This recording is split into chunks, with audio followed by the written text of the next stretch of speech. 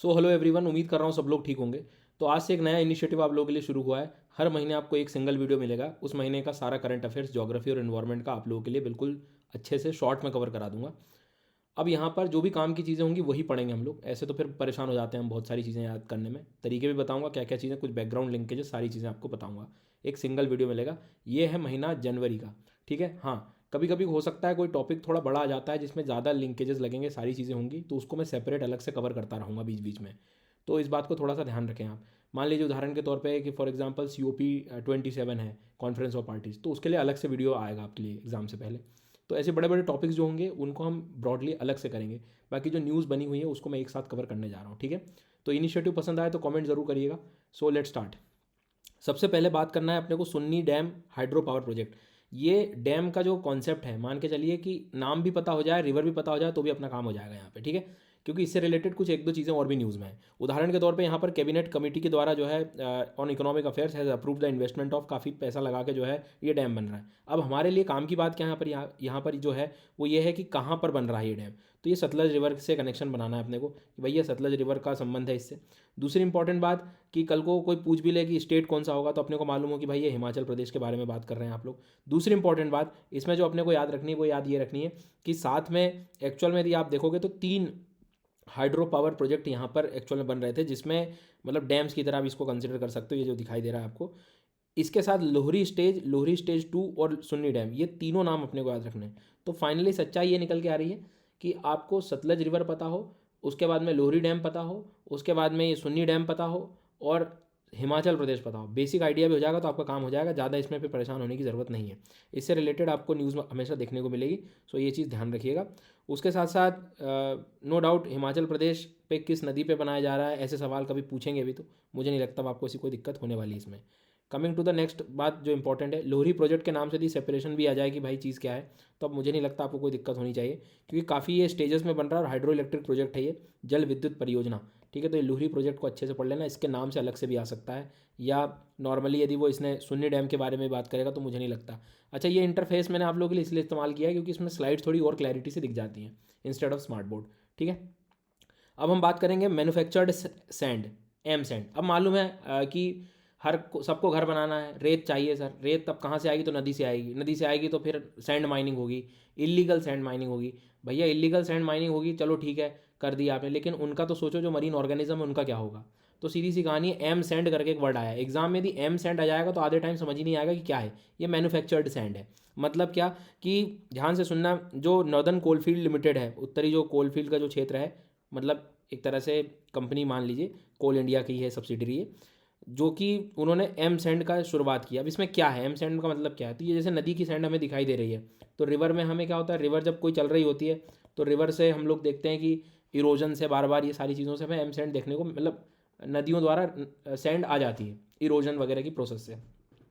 अब हम आर्टिफिशियली एक तरह से बना रहे हैं सैंड, नदियों की मदद नहीं ले रहे हैं, क्योंकि वैसे भी बहुत अब सैंड माइनिंग हो गई, तो बोले अब हम खुद बना लेंगे। तो एम सैंड माइनिंग एक तरह से आर्टिफिशियल सैंड प्रोडक्शन है। जो हार्ड स्टोन्स होते हैं ना, तो कठोर चट्टानों को आपने क्या करा, तोड़ दिया, तोड़ तोड़ के क्रश कर दिया, और उसके बाद में जो उसको फिर धो लिया, फाइनली उसको बना लिया, उस ग्रेडेड पर लेवल, उस ग्रेड पे ले आए आप लोग, उस चीज़ को हम लोग एम सैंड कहेंगे। देखो, मुझे पूरे महीने भर का करंट अफेयर्स कवर करना है, तो मेरे बोलने की जो गति होगी थोड़ी तेज़ रहेगी। तो प्लीज़ थोड़ा सा आप लोग उस चीज़ को ध्यान रखें, नहीं तो अननेसरी वीडियो आपका 2-3 घंटे का चला जाएगा, टॉपिक भी फिर पूरे कवर करने में आपका भी टाइम वेस्ट होगा। तो काम काम की चीज़ें वैसे भी हमें पढ़नी है। तो अब क्या बोला, समझो, लॉजिक देखो तो याद रख, याद कैसे रखोगे कि रेत बहुत यूज़ करी हमने, खूब निकाली, तो अब क्या हम एक ऐसा तरीका निकाल लेते हैं, हम आर्टिफिशियल सैंड बनाने लगेंगे।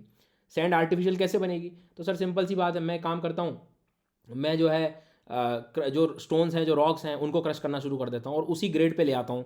तो वही चीज़ करना शुरू किया, किसके द्वारा? कोल इंडिया का यहाँ पर रोल जो है वो थोड़ा सा आपको ध्यान रखना पड़ेगा। ठीक है। तो इस चीज़ को ऑब्जर्वेशन पे रखें अपने हिसाब से, बेसिक ज्ञान है कि ये किसके द्वारा शुरू किया गया। तो कोल इंडिया के द्वारा था। एम सैंड के बारे में बात हो गई। यहाँ पर आप नोट्स बनाएं तो ये चीज़ ध्यान रखना है कि उसको उसी स्तर पर लेकर आ रहे हैं जो सैंड की प्रोसेस होती है, मतलब उसी, ज़्यादा अंतर नहीं है, बिल्कुल एकदम फाइनेस्ट पार्टिकल बना देंगे। एडवांटेज क्या है? तो भैया ऑफ कोर्स थोड़ी ड्यूरेबिलिटी है, हायर स्ट्रेंथ है, लो प्राइस है, इको फ्रेंडली है, ज़्यादा कुछ हम लोग नुकसान नहीं कर रहे हैं पर्यावरण का। लेकिन हाँ, ये कह सकते हो कि कई बार वाटर और सीमेंट की रिक्वायरमेंट इसमें थोड़ी ज़्यादा लग जाती है। तो ये स्टेटमेंट प्रीलिम्स में आ सकता है कि एम सैंड में हमें वाटर और जो सीमेंट की रिक्वायरमेंट है वो कंपेरेटिवली जो रिवर सैंड है उससे कम लगती है क्या, तो वो स्टेटमेंट गलत हो जाएगा। ठीक है, तो ध्यान रखना ये वाली जो लाइन है ये काम की लाइन है यहाँ पर। कौन सी वाली? ये वाली। ठीक है, उसके बाद में फिर क्या है, ज़्यादा यदि माइक्रोफाइन पार्टिकल्स रहें तो वो सैंड की स्ट्रेंथ और वर्केबिलिटी पे फ़र्क पड़ सकता है, क्योंकि रेत की तो क्या है यूनिफॉर्म पैटर्न पे आती है, एक ही साइज़ आपको ज़्यादातर देखने को मिलता है, पर इसमें फाइनेस्ट भी ज़्यादा यदि हो गया क्रशिंग में तो वो फिर प्रॉब्लम कर सकता है। थोड़ा ध्यान रखना, बेसिक आइडिया है अपने लिए। ठीक है, आगे बढ़ते हैं। नेक्स्ट वन इज़ इंडिया ने लगभग काफ़ी मिलियन टन प्लास्टिक वेस्ट जो है जनरेट किया है एनुअली यदि हम बात करें तो अब यहाँ पर क्वेश्चन क्या है, मतलब क्या क्वेश्चन आ सकता है, तो प्लास्टिक की तो हमेशा कुछ ना कुछ न्यूज़ वैसी भी बनी रहती है। ठीक है, तो अपने लिए यहाँ पर जो काम की चीज़ है वो ये है कि सबसे पहली चीज़, innovation in plastic the potential and possibilities, this is the important point. ठीक है, मैं फिर बता रहा हूँ, ध्यान रखना, इनोवेशन इन प्लास्टिक्स, याद रखना, innovation in plastics, innovation in plastics. ठीक है, भूलिएगा नहीं, भूलना नहीं है, innovation in plastics the potential and possibilities, ये वाले पॉइंट को याद रखना है अपने को। ये पॉइंट जो है कल को पूछ सकता है कि किसके द्वारा ये रिपोर्ट लाई गई, तो हमें मालूम है मेरिको इनोवेशन फाउंडेशन, ये भली एक बार नहीं आएंगे, पैराक्सिस ग्लोबल अलायंस कुछ नहीं आ रहा, मान लो ये जरूर आ जाएगा, इंडियन इंस्टीट्यूट ऑफ साइंस। तो ये वाला पॉइंट जो है अपने लिए यहाँ पर काम का हो गया सर। समझ आ गई बात? कोई दिक्कत किसी को, कोई समस्या किसी प्रकार से तो मुझे बता देना। खैर, तो ये बात को थोड़ा सा ध्यान रखें आप लोग, काम की बात है ये, जो कि याद रखनी थी अपने को कि किसके द्वारा आया, तो ये भैया इंडियन इंस्टीट्यूट ऑफ साइंस के द्वारा आया। अब मेन काम क्या है इनका, तो वही इट एग्जामिन, ये क्या करेगा, प्लास्टिक वेस्ट मैनेजमेंट को देखेगा, कहाँ पर हम लोग जो है टेक्नोलॉजिकल इनोवेशंस करके प्रॉपर प्लास्टिक के रिसाइकलिंग पैटर्न को अपनाकर और बेहतर तरीके से प्लास्टिक के इम्पैक्ट्स को कम कर पाएँ, सीधी सी कहानी। तो ये कुछ रिपोर्ट्स की फाइंडिंग्स भी थी कि काफ़ी बड़ी मात्रा में जो है हम लोग प्लास्टिक वेस्ट है, ये मेंस वगैरह में काम आ सकता है आपको, जब एक्चुअल में आपको आंसर राइटिंग में इंटेंसिटी दिखानी होगी। मैं जो बोल रहा हूँ जो फैक्ट है, जो कि भाई समस्या बढ़ रही, तो उस चीज़ को हम प्रूव कर सकते हैं with the help of these findings.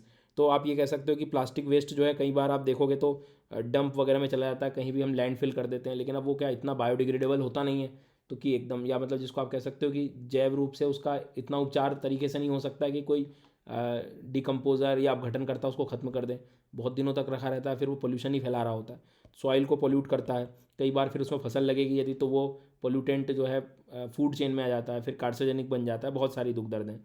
तो ये सारे दुख दर्द हैं, इनको ज़्यादा परेशान नहीं होना है। मैंने आपसे फिर कहा कि मेन चीज़ है कि किसके द्वारा आया, ये अपने को याद रखना है।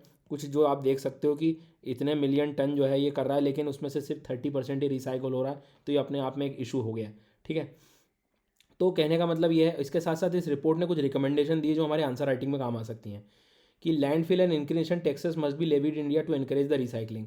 यदि आप लैंडफिल वगैरह कर रहे होती है, टैक्स वैक्स को यदि इसको टैक्सेशन के अंतर्गत ले आओगे तो लोग थोड़ा कम काम करेंगे ऐसा, और कम करेंगे तो फिर क्या होगा कि एटलीस्ट भैया चलो ठीक है, अब हम रिसाइकल ही कर लेते हैं, पैसा खर्च करना है तो ठीक है। पे एज यू थ्रो सिस्टम, कि भैया सीधी सी बात है, आपने यदि फेंका तो आप पे जुर्माना लगेगा, इस तरह से सारी चीज़ें, तो हर एक रेट डिसाइड हो जाना चाहिए पर किलोग्राम के हिसाब से। ठीक है, तो ये सारे कुछ इस तरह के रिकमेंडेशन यदि हम लोग इस के यूज़ करेंगे आंसर राइटिंग में, तो थोड़ा आंसर हम लोग का बेहतर होता चला जाएगा। ठीक है, होप कि यहाँ तक बातें आपको समझ में आ गई होगी। खैर, तो यहाँ तक की कहानी आपको क्लियर हो गई। कुछ इनिशिएटिव्स भी ऑलरेडी हम लोग ले चुके हैं, आपको पता है कि हम लोगों ने जो है कुछ plastic waste management amendment rules भी लाए थे, जिनमें हमने यूज़ करना छोड़ दिया था कि भाई प्रॉपर प्लास्टिक का जो यूसेज है वो कम हो जाए। तो इस तरह के ऑलरेडी इनिशिएटिव लिए गए हैं, लेकिन इस स्लाइड से हमें जो काम की बात करनी है कि ये वाली रिपोर्ट किसके द्वारा, इंडियन इंस्टीट्यूट ऑफ साइंस, याद रखना, और कुछ रिकमेंडेशन आप लोग याद कर सकते हैं। ठीक है, आगे बढ़ते हैं। अब भैया देखो ध्यान से सुनना कि करीब करीब वाटरवेज, अब आगे हमें मालूम है कि नेशनल वाटरवे बहुत ज़्यादा काम, ट्रांसपोर्टेशन में आपको मालूम है कि ये जो नितिन गडकरी साहब हैं जो हैं, मतलब उन्होंने काफ़ी ज़्यादा, आप इनके वीडियोस देखे होंगे, तो उसमें कई बार हमेशा उनका फोकस रहता है कि कैसे भी मैं ट्रांसपोर्टेशन को बेहतर कर जाऊँ। द रीज़न इज़, क्या कारण है उसका, ठीक है, रोड ट्रांसपोर्टेशन की स्पेशली यदि हम बात करें तो, अब क्योंकि ट्रांसपोर्टेशन एक बहुत बड़ी की लिंकेजेस रहेगा सर, तो अब ये सब सारी चीज़ें यदि हम लोग बात करें कि ये सब कुछ यदि एक बार ठीक हो जाता है तो हम बहुत सारी इकोनॉमिकल एस्पेक्ट, मतलब जो एक्टिविटीज़ उसको बेहतर कर पाएंगे। सेम कहानी इसका, हमारे पास जो नेचुरल रिसोर्सेज है, हमारे पास नदियाँ, उनका भी तो हम यूज़ कर सकते हैं ना। तो हमें मालूम है नेशनल, मैं हमेशा बच्चों को 7 करके पढ़ाता हूँ। अब ये 7 क्या होता है, तो याद रखना, जो गंगा वाला रीजन है, ये गंगा वाला रीजन है, ये नेशनल वाटरवे वन रहेगा। फिर ब्रह्मपुत्र रिवर वाला जो क्षेत्र है, ये थोड़ा आप आगे चले गए, ऐसे चले गए ये वाले क्षेत्र में, तो ये 2 हो गया। फिर आपको ऐसे बिल्कुल याद रखना है, केरला के पास वाला 3, इधर 4 अपना गोदावरी कृष्णा वाला, और 5 इधर उड़ीसा वाला। तो ऐसे नेशनल वाटरवे 5। तो देखो नेशनल वाटरवे 1 आपको पता होना चाहिए मैच द कॉलम के लिए कि गंगा नदी के साथ वाला क्षेत्र है। नेशनल वाटरवे 2 ब्रह्मपुत्र वाला है, ठीक है। नेशनल वाटरवे 3 इधर मिलेगा, केरला के पास मिलेगा, चंपाकरा केनाल, उद्योग मंडल केनाल। ये याद रखना जिनको नहीं पता है भैया, ठीक है। मैं फिर से बता देता हूँ, जिनको नहीं पता है ये याद रखना, काम की चीज़ें हैं। यहाँ से मैच द कॉलम आ जाएगा। नेशनल वाटरवे 1 कौन सा है, तो ये वाला क्षेत्र। तो कहाँ से, गंगा नदी वाला, ठीक है। ब्रह्मपुत्र रिवर वाला नेशनल वाटरवे 2 है। वाटरवे 3 कौन सा वाला है, तो ये केरला का, ये अपना जो वेम्बनाड लेक वगैरह के जो क्षेत्र हैं, चंपाकरा केनाल, उद्योग मंडल केनाल। नेशनल वाटरवे 4 ये कृष्णा वाला है। और नेशनल वाटरवे 5 जो आओगे तो वो इधर इस साइड आपको देखने को मिलेगा, उड़ीसा में ब्राह्मणी बैतरणी वाला क्षेत्र। तो ऐसा मैं 7 बताता हूँ, 7 बना लोगे तो आपको तुरंत समझ आ जाएगा कि गंगा, ब्रह्मपुत्र, केरला, और मतलब ये गोदावरी कृष्णा वाला क्षेत्र, और उड़ीसा वाला रीजन। तो ये 7 जैसे आप याद रख सकते हो, 5। तो ये तो बहुत फेमस वाटरवेज जो मैंने आपको बताया। अब ये वाला मैंने मालूम है कि भारत का जो है प्रॉपर प्रोग्राम है कि भाई इसको हम लोग बढ़ावा दें। तो मैं आपसे बस ये कह रहा हूँ कि थोड़ा सा आप लोग एग्ज़ाम पॉइंट ऑफ व्यू से याद रख लेना कि जो नर्मदा रिवर वाला जो क्षेत्र है, नर्मदा रिवर वाला जो क्षेत्र है उसको वाटरवे 73 आप कह रहे हैं, ठीक है। ये याद रखना, ये एक नयापन आ सकता है एग्ज़ाम में। उसके बाद में जो अम्बा रिवर है, ठीक है, उसको हम नेशनल वाटरवे 10 दे सकते हो एकदम, ये बिल्कुल महाराष्ट्र में दिखाई देगा, ठीक है। ये वाला पॉइंट याद रख सकते हो आप लोग। इसके बाद में तापी का याद रख लो भाई 100। तो जो फेमस फेमस रिवर्स हैं उनको तो कम से कम आप याद रखो। तो 73, 100, ठीक है। उसके बाद में आपको लगता है तो गोवा वाला जो मांडवी जुआरी वाले जो क्षेत्र है, तो NW111 111 गोवा वाला याद रख सकते हो। तो ये वाले पॉइंटर्स आप लोग याद रख सकते हैं, ठीक है। इसके साथ साथ भैया ये वाला जो पूरा टेबल है मैं तो कहूँगा एक बार पढ़ लेना, लेकिन 5 के तो ऐसे मैंने बता दिए तरीके क्योंकि कई बार हमें मालूम ही नहीं होता किस स्टेट के बारे में बात करें। तो 111 गोवा का याद हो जाएगा आपको, 111 गोवा के बाद में 73 नर्मदा का कर लेना, ठीक है। उसके बाद में 100 जो है तापी का कर लेना। उसके बाद इधर ऊपर वाला ये जो एक बताया मैंने अम्बा रिवर, वो कर लीजिएगा क्योंकि ये कई बार प्रीलिम्स में आ गए तो प्रॉब्लम आ जाएगी सर, ठीक है। इसके बाद में अनअकैडमी पर आप सब्सक्रिप्शन ले सकते हैं, ये आपके सामने दिखाई दे रहा है। नए बैच 16 तारीख से प्रारंभ हो रहे हैं, और आगे भी यदि वीडियो देखते हैं तो ऐसे बैचेस आपको मिल जाएंगे। आपको बस डिस्क्रिप्शन बॉक्स के लिंक पे जाना है। हमेशा ध्यान रहे कोड आपको यूज़ करना है SGYT10। मेरा पढ़ाना आपको समझ आता है तो आप डिस्काउंट कोड का जो इस्तेमाल करेंगे SGYT10, यहाँ साइड में भी आपको नीचे दिखाई दे रहा होगा ये यहाँ पे। तो इससे आपको सीधा डिस्काउंट मिल जाएगा, 20% डिस्काउंट। कंप्लीट तैयारी कर सकते हो इंडिया के बेस्ट एजुकेटर्स के साथ। खैर आगे बढ़ते हैं। अब भैया ये वाटर वर्ड का जो काफ़ी ज़्यादा आप लोग न्यूज़ में सुन रहे होंगे, एशियन वाटर वर्ड, ये हम जनवरी का करंट अफेयर्स पढ़ रहे हैं, ठीक है। एंड हो सके तो यार जितना हो सके उतना ज़्यादा शेयर करो, मतलब आप, है ना। तो इससे क्या होगा कि मुझे भी ऊर्जा मिलेगी कि भाई मतलब जो है पढ़ा रहा हूँ तो कम से कम पहुँच पा रही हैं चीज़ें आप तक। अब एशियन वाटर वे कंडक्ट किया गया। अब देखो water bird census, Asian water bird census क्या होता है कि सीधी सी कहानी है, पक्षियों को गिनोगे नहीं, पता नहीं चलेगा तो कैसे काम बनेगा। तो पक्षियों को गिनना बहुत ज़रूरी हो जाता है। अब अपने लिए सवाल क्या आएगा यहाँ पर, यह आ सकता है कि जो वाटर बर्ड सेंसस है आगे और आएगा भी, है ना। एशियन वाली बात यदि वो कर रहा है, एशियन के बारे में बात कर रहा है यदि, तो ध्यान रखना कि जो एशियन वाटर बर्ड जो है एक तरह से ये एनुअल इवेंट है, हमें मालूम है, जिससे हम लोग एक तरह से उसके कंजर्वेशन एफर्ट लगा रहे हैं। सारी बातें अच्छी बात है, लेकिन प्लीज़ फोकस करें कौन कौन है यहाँ पर। तो ये पार्ट है global international water bird census का ही है। किसके द्वारा कोऑर्डिनेट किया जा रहा है, वेटलैंड इंटरनेशनल। ये पॉइंट होना चाहिए आपको याद, है ना, वेटलैंड इंटरनेशनल, ठीक है, पहली चीज़। दूसरी बात कि यदि इंडिया के बारे में बात करें तो ये किसके कौन मदद कर रहा है, बॉम्बे नेचुरल हिस्ट्री सोसाइटी, ठीक है, बॉम्बे हिस्ट्री नेचुरल सोसाइटी। तो दो हिस्सों, दो का नाम है इसमें, BNHS, और उसके बाद में तो ये अपने आप में एक NGO बड़ा फेमस है। आप मुझे इसका ईयर बताना कि ये कब बना था, मतलब काफ़ी पुराना है, कमेंट में ज़रूर बताइएगा, ठीक है। तो इनका अब मैं क्या ही बताऊँ आपको, अब पढ़ लिया होगा अब तक तो, ठीक है। कमेंट में लिख दोगे तो एटलीस्ट आपको पता लग जाएगा कि याद हो गया हमें करके। तो काफ़ी पुराना है, NGO है सर ये। उसके बाद में ये चीज़ अपने दिमाग से रखना। उसके बाद में एक चीज़ और मैं आपको बताता हूँ कि scientific and industrial research organisation बोला गया है इसको, डिपार्टमेंट ऑफ साइंस टेक्नोलॉजी की मदद से। तो यहाँ से पहले UPSC में क्वेश्चन पूछा भी गया है, ठीक है, ध्यान से सुनना। लेकिन फिर भी ध्यान रखना कि वो जब भी बात करे तो एक वेटलैंड इंटरनेशनल याद रह जाए, ठीक है। उसके बाद में बॉम्बे नेचुरल हिस्ट्री सोसाइटी याद रह जाए, ठीक है। उसके बाद में 1883 याद रह जाए। Scientific and industrial research organisation के बारे में पूछ सकते हैं, तो इनडायरेक्टली इसी के बारे में बात कर रहा है। डिपार्टमेंट ऑफ साइंस टेक्नोलॉजी के आधार पर इसको बोला जा रहा है, मतलब उन्होंने इसको संज्ञा दे दी, काम अच्छा करते हैं सर ये ऐसा। ठीक है। अब इससे क्या होगा, एक्चुअल में हमें सेंसस थोड़ा सा होने से डेटा आ जाता है, उसका कंजर्वेशन करने में हमें ज़्यादा मदद मिल जाती है। और होता क्या है कि अपने आप में आप ये कह सकते हो कि उनके जो फ्लाई स्टेशंस होते हैं या बीच में कोई जहाँ पर स्टॉपेज होता है, अब स्टॉपेज क्या, साइबेरिया से कोई बर्ड इंडिया में आया तो बीच में मान लीजिए नल सरोवर एक मिल गया, यहाँ पर मान लीजिए उसको रास्ते में कहीं नंदुर माधवेश्वर मिल गया, चिल्का लेक मिल गया, तो ये इसके स्टॉपेज हो गए, फ्लाईवेज के ये बीच के जंक्शंस होते हैं, आप ऐसे मान के चलिए, ठीक है। उसके बाद में अब ये माइग्रेशन करते हैं, तो माइग्रेशन करते समय हम लोगों को उसका ध्यान भी रखना पड़ेगा, तो उससे रिलेटेड एक कन्वेंशन बना हुआ है, माइग्रेटरी स्पीशीज़ का ध्यान कौन रखेगा, तो बॉन कन्वेंशन याद रख सकते हो आप। बॉन बॉन शहर कहाँ है, कौन बताएगा, कमेंट में बताओ। तो ये चीज़ आप याद रख सकते हो। तो बर्ड से रिलेटेड ये बातें पता होनी चाहिए, वेटलैंड इंटरनेशनल के बारे में आपको आइडिया हो, ठीक है, कि ये भी एक तरह से अपने आप में आप कह सकते हो कि ग्लोबल लेवल पे काफ़ी बड़ा एक नॉन प्रॉफिट ऑर्गेनाइजेशन है जो ये सारी चीज़ों पर ध्यान रख रहा होता है। तो ये चीज़ों को ध्यान रखना है। बॉम्बे हिस्ट्री नेचुरल सोसाइटी, इनका सबका रोल किसमें, एशियन वाटर बर्ड सेंसस, इससे रिलेटेड याद रखें, है ना। होप कि यहाँ तक आपको चीज़ें समझ आ रही होगी। अब मैंने आपको बताया था कि water shade agriculture Reliance through innovative development reward project, ये एग्जाम्पल दे सकते हो आप लोग, या प्रीलिम्स में इससे रिलेटेड आपको एक क्वेश्चन मिल जाएगा कि कौन सी सरकार जो है, कौन सी स्टेट की सरकार इस तरह का सस्टेनेबल एग्रीकल्चर प्रैक्टिस कर रही है इस समय। तो उड़ीसा वाला जो क्षेत्र है, government of India, state government of Karnataka and Orissa and the world bank, ठीक है, ध्यान से सुनना। भारत सरकार तो है ही है, कौन कौन है इसमें, कर्नाटका और उड़ीसा, दो राज्यों का कॉम्बिनेशन, कर्नाटका और उड़ीसा, साथ में कौन है, कौन सा बैंक, वर्ल्ड बैंक। तो कर्नाटक हो गया, उड़ीसा हो गया, वर्ल्ड बैंक हो गया और भारत सरकार हो गई। ये वाली पॉइंट को अच्छे से याद रख लेना, ठीक है, लिखते चलो साथ साथ में। तो इन्होंने जो है एक तरह से आप कह सकते हो कि अपने आप में काफ़ी ज़्यादा बड़ी मात्रा में प्रोसेस, मतलब एक तरह से, एक मिनट ये आपको थोड़ा क्लियर भी दिख जाएगा, इसको मैं रफ कर देता हूँ, ये लो, ठीक है, एक बार अंडरलाइन कर देता हूँ। वर्ल्ड बैंक लिखना था, कर्नाटक लिखना था, गवर्नमेंट ऑफ इंडिया लिखना था और उड़ीसा लिखना था, ठीक है। तो काफ़ी पैसा खर्च करके एक तरह से इन्होंने watershed for agriculture resilience through innovative development programme, सीधी सी कहानी है, रिवार्ड प्रोजेक्ट की शुरुआत की गई है। एक एग्रीकल्चर का इनिशिएटिव है, आप मान लीजिएगा किन सरकारों के द्वारा। आप करेंगे क्या, हमेशा किसी भी चीज़ को, प्रोजेक्ट को अपनाया जाता है for what, water shade management practices को बेहतर करने के लिए। अब now what is water shade management. Water shade management का मतलब यहाँ पर यह है कि कोई नदी का क्षेत्र है जैसे, तो उसके चारों ओर जो क्षेत्र बना हुआ है, जैसे मान लीजिए हम लोग भी रह रहे हैं, हमारे यहाँ का जैसा बारिश का पानी आएगा तो यहाँ से पानी बह के कहाँ जाएगा, किसी नदी में जाएगा। तो अब मान लीजिए किसी खेत में बारिश हो रही है, उस खेत से पानी कहाँ जाएगा, नदी में जाएगा मान लो।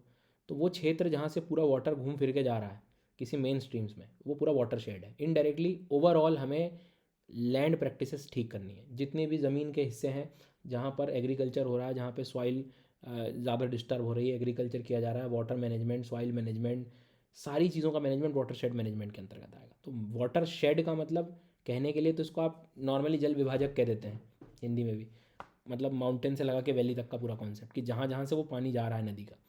तो ओवरऑल सारी चीज़ों में हम लोगों को थोड़ा सा ध्यान देना है, क्योंकि बेसिक चीज़ है, ये चीज़ ठीक करेंगे हम लोग तो ओवरऑल हम सारी चीज़ों पे काम कर पाएंगे, चाहे प्रदूषण को ले लें, चाहे सॉइल पोल्यूशन, वाटर पोल्यूशन, सब चीज़ें, ठीक है। तो वर्ल्ड बैंक सपोर्टेड है सर, ये बेसिक याद रखना। और ये आपको यूज़ हो जाएगा सर मेंस में, मतलब आप अच्छा एक एग्जांपल दे सकते हैं कि रिसेंट हम लोगों ने ये चीज़ यूज़ की है। Effective water shade management can help enhance livelihood rainfed areas. अब वही चीज़ है कि आप प्रॉपर अब ध्यान रखना, वाटर शेड मैनेजमेंट का मतलब सिर्फ पानी से संबंधित नहीं है, ओवरऑल सारी बातों का मतलब सॉइल, वाटर, एग्रीकल्चर, तीनों चीज़ों का काम करना होता है इसमें, ठीक है। तो किसके द्वारा ये शुरू किया, ये बेसिक आइडिया हो अपने को। आगे बढ़ते हैं सर, बहुत ज़्यादा इंपॉर्टेंट बात है, ये टॉपिक जानबूझ के मैं लाया हूँ ये बताने के लिए कि आपको चैनल पे एक सेपरेट पूरा वीडियो मिल जाएगा रिलेटेड विद जो conference of parties global biodiversity से रिलेटेड हुई है और unit triple C climate change से रिलेटेड हुई हैं। ये सारी बातें मैं आपको प्रॉपर अलग अलग वीडियोज़ में बताऊँगा। ज़्यादा यहाँ डिस्कस करने में क्या है कि अननेसरी वो टाइम, उसमें वीडियो का लेंथ काफ़ी ज़्यादा बड़ा हो जाएगा। जो बड़े टॉपिक्स हैं उनको मैं सेपरेट कवर करूँगा, सुन लेना इस बात को।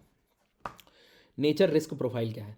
अब आपसे मैं एक सवाल पूछूं कि मैं एक ऐसी व्यवस्था अपनाऊं जिससे मैं जो नेचर रिलेटेड रिस्क हैं, अब नेचर रिलेटेड रिस्क क्या हो सकते हैं, किसी भी प्रकार से ओवरऑल इकोसिस्टम डिस्टर्ब हो गया, फूड चेन खराब हो गई मान लो, किसी स्पीशीज़ पे खतरा आ गया, ओवरऑल नेचर, प्रकृति पे जितने भी खतरा है उस चीज़ को आइडेंटिफाई करके और प्रॉपर एक्शनेबल मैं कुछ तरीके अपना लूँ, चाहे वो फाइनेंशियल सेक्टर को लेकर हो, किसी भी सेक्टर को लेकर हो।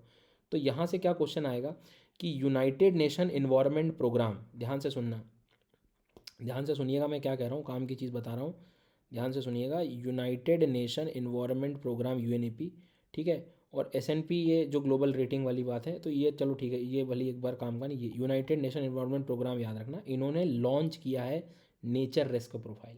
पहली बात तो डायरेक्ट क्वेश्चन आएगा, क्या है ये? तो ये फाइनेंशियल सेक्टर को बढ़ावा दे रहा है, या एक तरह से ऐसी फंडिंग, ये एक तरह से फाइनेंशियल सेक्टर पैसे की बात कर रहा है इनडायरेक्टली, एक ऐसे मैकेनिज्म की बात कर रहा है, ऐसी फैसिलिटी की बात कर रहा है जो कि एक्चुअल में नेचर रिलेटेड रिस्क को पहचानेगी, ठीक है। और उसके साथ साथ साइंटिफिक तरीके से उसका क्या इलाज हो सकता है वो बताएगी। तो नेचर रिस्क प्रोफाइल चेक करना, देखना और उसका इलाज करना, पैसे लगेंगे उसमें, फाइनेंशियल सेक्टर भी एक कीवर्ड आएगा इसमें, ठीक है। रिस्क क्या हो सकता है कि क्या खतरा हो सकता है क्लाइमेट चेंज को लगा के, हो सकता है कि डेवलपमेंट ज़्यादा हो गया हो तो फिर खतरा बढ़ जाए, ओवरऑल पॉवर्टी वगैरह, इन्वायरमेंटल डिग्रेडेशन, बहुत बड़ा एस्पेक्ट है सर इसमें, ठीक है, मतलब डिज़ास्टर तक भी आप इसको ले जा सकते हैं।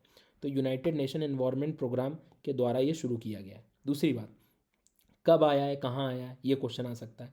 तो ग्लोबल बायोडाइवर्सिटी फ्रेमवर्क, ये मतलब आप मान के चलना, देखो मैं ध्यान एक बेसिक आपको हिंट दे देता हूँ कि क्लाइमेट चेंज के लिए जैसे हम लोग कॉन्फ्रेंस ऑफ पार्टीज़ करते हैं हर साल, जैसे बैठ रहे हैं कि भैया 27 में बैठे थे मान लो, COP27 था, फिर उसके पहले ग्लासगो वाला था, तो वैसे ही बायोडाइवर्सिटी की मीटिंग के लिए बैठते हैं कॉन्फ्रेंस ऑफ पार्टीज़। तो इस बार जो हुई थी, तो ये मॉन्ट्रियल वाला जो ग्लोबल बायोडाइवर्सिटी फ्रेमवर्क है, ये वही कहानी है, मतलब इनडायरेक्टली बायोडाइवर्सिटी वाली मीटिंग की बात है ये। तो सर आप यहाँ क्या बताना चाह रहे हो हमको? मैं ये बताना चाह रहा हूँ कि नेचर रिस्क प्रोफाइल के बारे में कल को कोई पूछ ले और इसको कहे कि इसका कनेक्शन UNFCCC से था, क्या नहीं था, ध्यान रखना, इसका कनेक्शन ग्लोबल बायोडाइवर्सिटी फ्रेमवर्क से था, जो कि कमिंग मॉन्ट्रियल वाले क्षेत्र में हुआ था। कॉन्फ्रेंस ऑफ पार्टीज़ आपको देखने को मिलेगी ये बायोडाइवर्सिटी से रिलेटेड, इसका डिटेल वीडियो मैं बनाऊंगा। बट आपको ये ध्यान रखना है कि ये बायोडाइवर्सिटी वाली मीटिंग में हुई है, क्लाइमेट चेंज वाली मीटिंग में डिसाइड नहीं हुआ है, ठीक है, सुन लेना ध्यान से। और यूनाइटेड नेशन एनवायरनमेंट प्रोग्राम का ये इनिशिएटिव रहेगा। अगला है, उसमें चलते हैं। एक नया प्लेट्यू डिस्कवर किया गया है महाराष्ट्र में, ठीक है, बेसाल्ट प्लेट्यू है। अब नॉर्मली फैक्चुअल क्वेश्चन है, बेसाल्ट क्या होता है तो हमें मालूम है, जो लावा, ऐसा लावा जो ज़्यादा फ्लो करता है, जिसमें कंपेरेटिवली सिलिका की मात्रा जो होती है वो क्या होती है, कम होती है, जिसके कारण फ्लो ज़्यादा होता है। तो ऐसा लावा जो ज़्यादा फ्लो करता है उससे बनता है basalt rock, basaltic lava, basic लावा। तो इस तरह का एक पठार हमें देखने को मिला है ठाणे रीजन में, ध्यान रखना, महाराष्ट्र रीजन में। छोटा नागपुर प्लेट्यू को मत कर लेना, कहीं और मत चले जाना, बेसिक याद रखना। अब ये वैसे भी काम का है क्योंकि यहाँ पर काफ़ी ज़्यादा जो है अपने आप में आप कह सकते हो कि बायोडाइवर्सिटी एनरिच्ड एरिया है बहुत ज़्यादा ये, ठीक है। बायोडाइवर्सिटी एनरिच्ड एरिया से मेरा मतलब है कि यहाँ पर कंपेरेटिवली आप देखोगे तो बहुत ज़्यादा अपने आप में जैव विविधता जो है वो पाई जाती है। इस चीज़ को थोड़ा सा जो है ध्यान रखें आप लोग, ठीक है। उसके बाद में वो क्या कह रहा है कि वेस्टर्न घाट का हिस्सा है, ऑफ कोर्स पश्चिमी घाट वाले क्षेत्र के बारे में रहेगा, ये बेसिक वाली बातें हैं। उसके बाद ओवरऑल यहाँ पर रेनफॉल वगैरह जो नॉर्मली सारी चीज़ें हैं वो है, तो आपको ज़्यादा इसमें ज़्यादा इंपॉर्टेंट नहीं है, लेकिन बेसिक आप लोगों को याद रखो कि ठाणे रीजन के आसपास एक नया प्लेट्यू डिस्कवर किया गया है, बेसाल्टिक प्लेट्यू, ठीक है। तो यहाँ तक होप की चीज़ें समझ में आ गई होगी आपको। हालांकि पहले आपको ऑलरेडी यहाँ और भी ऐसे आइडेंटिफाई किए गए हैं, तो इससे रिलेटेड कभी कभी प्रीलिम्स में हो सकता है कि लावा से रिलेटेड, वॉल्केनो से रिलेटेड कोई क्वेश्चन बन जाए, या बेसाल्ट रॉक से रिलेटेड कोई MCQs बन जाए, तो वो बेसिक्स अपने थोड़े तैयार रखना कि भैया ऐसा लावा, ये पढ़ाता रहता हूँ वैसे मैं आप लोगों को हमेशा, कि ऐसा लावा जिसमें सिलिका कम होता है, ठीक है, उसको हम बेसिक लावा कहते हैं। जब वो फ्लो बहुत होता है, उसका फैलता बहुत है सर वो, और उससे जब जो रॉक बनता है वो बेसाल्ट बनता है। तो एक आग्नेय चट्टान है, इग्नियस रॉक है। मैग्नीशियम आयरन ज़्यादा रहेगा, मतलब मिनरल ज़्यादा रहेंगे, सिलिका कम रहेगा, मिनरल्स ज़्यादा रहेंगे, ठीक है। आगे बढ़ते हैं। ONGC भैया एक अच्छा इनिशिएटिव ले रहा है, जी हाँ, क्लीन एनर्जी को ढूंढने में लगा हुआ है। जियो थर्मल एनर्जी, जो भूगर्भिक रिसोर्सेज हैं हमारे, उनको जो एक तरह से आप कह सकते हो कि जियो थर्मल एनर्जी जो भू ऊष्मीय ऊर्जा है एक तरह से है, तो कहाँ कहाँ पर जो रॉक्स के अंदर छुपी हुई ऊष्मा रहती है उससे रिलेटेड की बात कर रहे हैं ये। तो 500 गीगावाट रिन्यूएबल एनर्जी को एम कर रहा है 2030 तक, हमें मालूम है ये चीज़, ठीक है। तो जियो थर्मल एनर्जी भी एक हीट का सोर्स है जो कि अर्थ सरफेस में अंदर छुपे हुए रहते हैं। तो इन डायग्राम से हमें समझ में आ रहा है, ठीक है। तो अब कई बार क्या होता है कि वो जो हॉट वाटर निकलता है वहाँ से, गर्म पानी निकलता है, तो वो फिर क्या है, जल वाष्प है, स्टीम है, टरबाइन चलाओगे, बिजली बनाओगे, तो इलेक्ट्रिसिटी जनरेशन में इसका भी इस्तेमाल किया जा सकता है, क्योंकि कोई एमिशन तो कर नहीं रहा है कोयले वगैरह का। तो यहाँ से क्या काम की बात है, तो एक तो इसके बारे में पता होना चाहिए सब कौन करता है ये। तो जियोलॉजिकल सर्वे ऑफ इंडिया के द्वारा ऐसे 300 जियोथर्मल हॉट स्प्रिंग इंडिया में आइडेंटिफाई किए गए हैं काफ़ी जगह पे।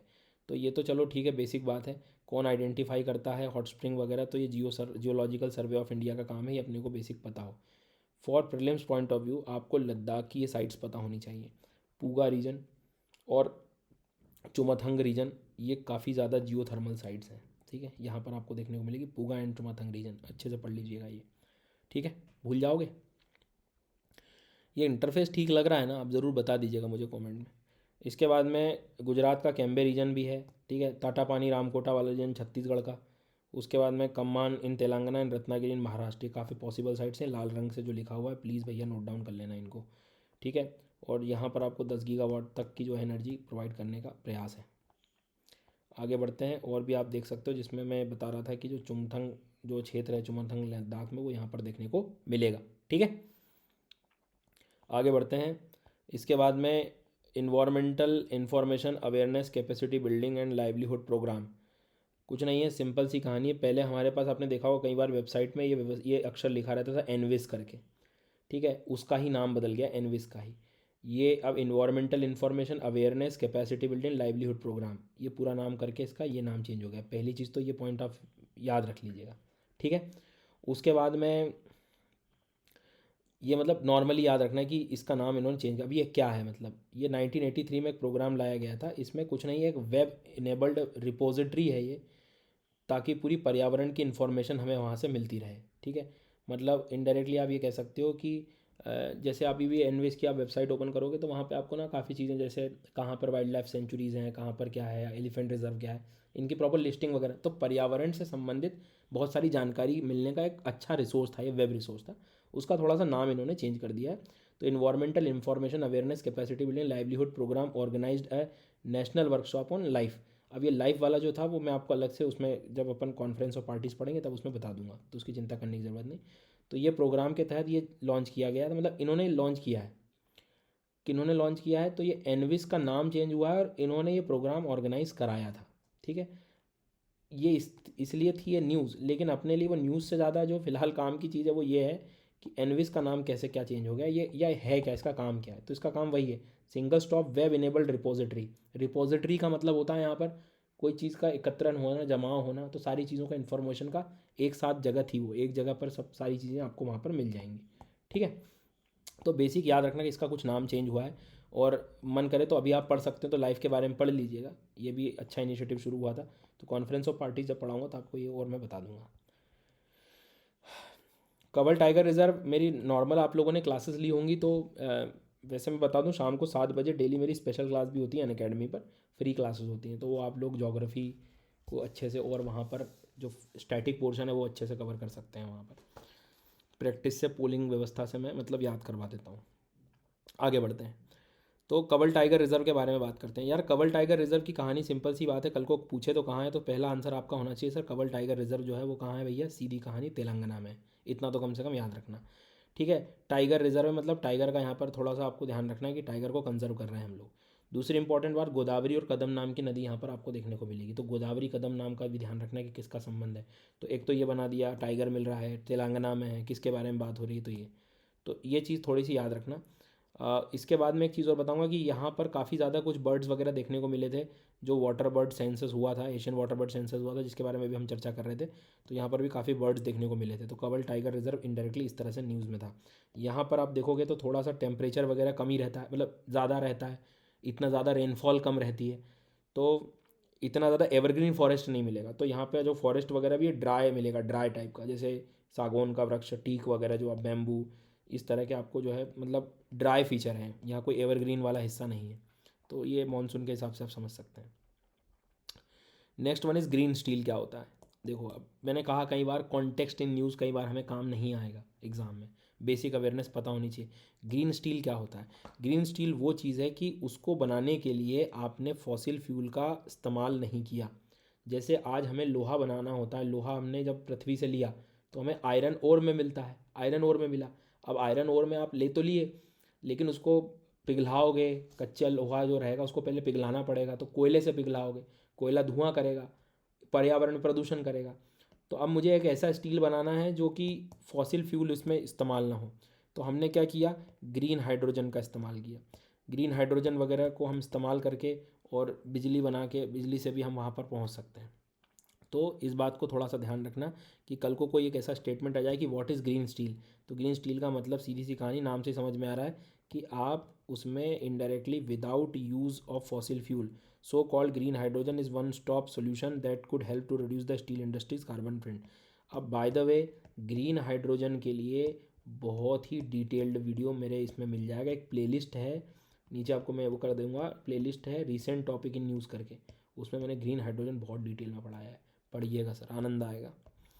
एनर्जी टेक्नोलॉजी पर्सपेक्टिव के बारे में जो हम बात कर रहे थे, उसमें एक चीज़ और भी ध्यान रखना है कि जो कॉन्टेक्स्ट था न्यूज़ में, इंटरनेशनल एनर्जी एजेंसी ने ये चीज़ रिपोर्ट की थी कि कई बार जो majority of waste to produce steel and cement with net zero emission are not currently available for the commercial use.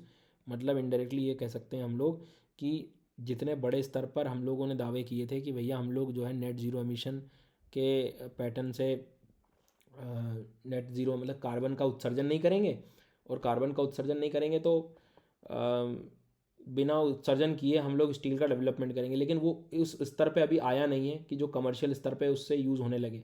मतलब ऐसा ग्रीन स्टील अभी मार्केट में नहीं आया है कमर्शियल लेवल पे, मतलब इसका मतलब अभी ज़्यादा यूज़ नहीं कर रहे हैं।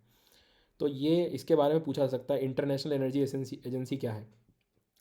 तो Paris based inter governmental organisation है ये, ठीक है, इस चीज़ को थोड़ा सा ध्यान रखना। और ये क्लाइमेट चेंज से संबंधित है। क्लाइमेट चेंज से जो कॉन्फ्रेंस ऑफ पार्टीज़ है, पेरिस एग्रीमेंट के तहत जो टारगेट्स मिले हैं हमें कि इतना इतना जो है आपको कार्बन उत्सर्जन कम करना है, उसके लिए एजेंसी काम करती है, उससे रिलेटेड डाटा वगैरह पे फोकस करती है ये, ठीक है। अब इसमें एग्ज़ाम में क्या आ सकता है, तो एक तो याद रखना है कि इंटरनेशनल एनर्जी एजेंसी करती क्या है। तो इसका संबंध क्लाइमेट चेंज या पेरिस एग्रीमेंट से है, एक बात तो ध्यान रखना कि जो उससे टारगेट्स हैं उसको कंप्लीट करने में ये मदद ही कर रही है, इसका रोल है।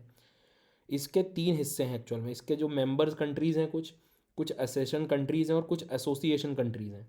मेंबर्स तो जो कि भाई शुरुआत से हैं, एसेशन जो कुछ दिन, जैसे चाइना वगैरह, एसेशन मतलब जो अब मेंबर बन जाएंगे जल्दी प्रोसेस में, और एसोसिएशन मतलब अभी जो एसोसिएट हुए हैं। इंडिया जो है इसका एसोसिएशन मेंबर में, ध्यान रखना, एसोसिएशन कंट्रीज़ में। मतलब कल को डायरेक्ट ऐसा सवाल आ जाए कि इंटरनेशनल एनर्जी एजेंसी में भारत जो है इसका डायरेक्ट मेंबर कंट्री है, थोड़ा ध्यान रखना, अभी एसोसिएशन पे है ये, ओके। फिर से आया अपना वाटर वर्ड सेंसस, देखो जो बता रहा था मैं आपको कि अलापुजा केरला और सुर सरोवर में जो है ये किया गया था। अभी ये तो अपन ने पढ़ ही लिया है किसके द्वारा कौन कौन था उसमें सारी कहानी, लेकिन आपको मैं बस ये बताने वाला हूँ कि जो सुर सरोवर है ये कहाँ पर पढ़ा है हमने, कौन बताएगा? ठीक है, ये तो मतलब आपको पता होगा, यूपी वाली कहानी, ठीक है। ये कहाँ पढ़ते हैं हम लोग? रामसार साइट्स में पढ़ते हैं। लेकिन एक बात और मैं बता दूं कि यहाँ पर एशियन वाटर वर्ड जो है किसके द्वारा, जैसे वर्ल्ड वाइल्ड अपने वेटलैंड इंटरनेशनल का जो रोल था उसको मत भूलना, मतलब ठीक है। तो इस तरह से ये सुर सरोवर भी न्यूज़ में रहा है रिलेटेड विद किस चीज़ के, सेंसस के। तो थोड़ा सुर सरोवर को भी पढ़ लेना, हालांकि वो वेटलैंड साइट है तो उससे याद रहेगा वो आपको। वेटलैंड इंटरनेशनल मैंने जो बता रहा था उसमें उस टाइम ज़्यादा एक्सप्लेन नहीं करा, तो अभी आप यहाँ पर देख सकते हैं कि वेटलैंड इंटरनेशनल एक नॉन प्रॉफिट ऑर्गेनाइजेशन है जो कंजर्वेशन कर रहा होता है वेटलैंड, ठीक है। तो इससे रिलेटेड ये काफ़ी ज़्यादा मतलब वही चीज़ है, जितने भी वेटलैंड्स हैं उसको रिस्टोर करने का काम करा। वेटलैंड्स मतलब क्या होता है? आर्द्र भूमि, रामसार साइट्स वगैरह जो है, तो गवर्नमेंट एनजीओ के मेंबरशिप से सपोर्टेड है ये, तो ये भी एक एनजीओ की तरह है ना, ये चीज़ को थोड़ा सा ध्यान रखना। तो वेटलैंड इंटरनेशनल का रोल है इसमें, आपको मैंने बता ही दिया। उसके बाद में इनफैक्ट शुरुआत में ही ये चीज़ ध्यान रखनी थी अपने को, जो मैंने स्टार्टिंग में बताई थी, आई थिंक वो आपको मिल जाएगा, बताता हूँ मैं, एक मिनट। ये वाली जो कहानी थी कि इसमें वेटलैंड इंटरनेशनल जो बताया था, और बॉम्बे नेचुरल हिस्ट्री वाली जो स्टोरी थी, तो वो भी अपने को याद रखनी है इसमें, ठीक है। कोई दिक्कत यहाँ तक? आगे बढ़ते हैं। इसके बाद में है sir next one, global risk report 2023। अब सबसे पहली बात तो ये क्वेश्चन डायरेक्टली आ जाएगा कि भाई साहब ग्लोबल रिस्क रिपोर्ट जो है वो किसके द्वारा आई या किसने, क्या चीज़ थी, ये क्या कहानी है। तो पहली कहानी ये है कि वर्ल्ड इकोनॉमिक फोरम के द्वारा आई है। लिख लो इसको सबसे पहले तो, ये एक स्टेटमेंट आपको देखने को मिल जाएगा। ठीक है। अब ये जो नॉर्मली रिपोर्ट थी, इसमें कहानी वही सिंपल सी कहानी थी कि भैया जो natural disasters and extreme weather events is the second most severe global risk in next 2 year adding to the WEF report. मतलब वही कहानी हमेशा की तरह कि क्लाइमेट चेंज, ग्लोबल वार्मिंग जो है ये सबसे ज़्यादा खतरा पैदा करेगी। लेकिन कई बार ये स्टडी काम की, अभी फ़िलहाल एग्ज़ाम के लिए नहीं है, रिपोर्ट मालूम पता होना चाहिए कि किसके द्वारा दी गई, ये ज़्यादा ज़रूरी है। इसका इस्तेमाल आप मेंस में कर सकते हैं अपने इंट्रोडक्शन वगैरह में कि इस रिपोर्ट के आधार पर ये चीज़ें हैं, क्योंकि इसका कनेक्शन सीधा बायोडाइवर्सिटी लॉस से है, पोल्यूशन से है, ये सारी कहानी है, क्लाइमेट चेंज वगैरह ये। तो इनको थोड़ा सा आपको ध्यान रखना है। ठीक है। सो एक बात बेसिक चीज़ याद रखना, उसके बाद इसमें एक दो बातें और कही गई हैं कि जैसे साउथ अमेरिका जो अपना लैटिन अमेरिका वाला रीजन है, अफ्रीका का क्षेत्र है, उनमें ये काफ़ी ज़्यादा 25 ऐसे देश हैं जो बहुत ज़्यादा खतरे में हैं। इंडिया भी जो है उसमें कुछ कुछ हिस्से, कुछ कुछ जो देश देखोगे आप तो वो इंडिया के भी, जैसे फॉर एग्ज़ाम्पल पहले से मैंने बताया, जैसे दिल्ली हुआ, ठीक है, मुंबई हुआ, ये क्षेत्र काफ़ी ज़्यादा वैसे भी क्लाइमेट चेंज को लेकर इसके इनडायरेक्टली आपको इम्पैक्ट दिखाई दे रहे होते हैं। तो इंडिया में भी इसके असर कुछ आपको देखने को मिलेंगे, लेकिन अफ्रीका और साउथ ईस्ट एशिया वगैरह में ज़्यादा है, इंडिया का भी असर इसमें है। ठीक है। इसके साथ साथ मतलब एक बेसिक याद रखना है कि रिस्क जो आई है वो किस चीज़ की रिस्क है, तो ये एक्सट्रीम वेदर इवेंट से रिलेटेड है, बस ज़्यादा परेशान मत हो इसमें। वर्ल्ड इकोनॉमिक फोरम के द्वारा थी। 2 साल में ये वाली रिस्क आप देख सकते हो कि cost of living crisis, disaster हो जाएगा बहुत ज़्यादा अपने आप में। ओवरऑल जो है इकोनॉमिक एस्पेक्ट से भी देखोगे, क्लाइमेट चेंज को हम लोग उतना बेहतर नहीं संभाल पाएंगे, सारे ये रिस्क थी। और आगे 10 साल में क्या क्या चीज़ें होने वाली हैं, climate change, failure of climate change adaptation, जो आज वादे कर रहे हैं वो पॉसिबली हो सकता है वो डिस्टर्ब हो जाए, बायोडाइवर्सिटी लॉस, इस तरह से। पर ठीक है, ये इकोनॉमिक फोरम को याद रखिएगा। आगे बढ़ते हैं। क्लाउड फॉरेस्ट एसेट क्या होता है ये? तो भाई क्लाउड फॉरेस्ट एसेट जो होता है वो सीधी सी कहानी है कि एक नॉर्मली, मतलब पहली चीज़ तो इस चीज़ को आप देखो कि क्लाउड फॉरेस्ट क्या है। नाम से समझ में आ रहा है क्लाउड फॉरेस्ट, मतलब ये माउंटेन है, इससे हवा टकराई, ऊपर उठा, क्लाउड बन गया, बारिश हो गई, फॉरेस्ट दे दिया। तो ऐसा कुछ इमेज बननी चाहिए अपने दिमाग में, तो कुछ तो है मतलब। तो देखते हैं। तो जो नॉर्मली, यदि पहले तो हम बात करें इसमें कि क्लाउड फॉरेस्ट की जो कहानी है, एक मिनट रुकिएगा ज़रा।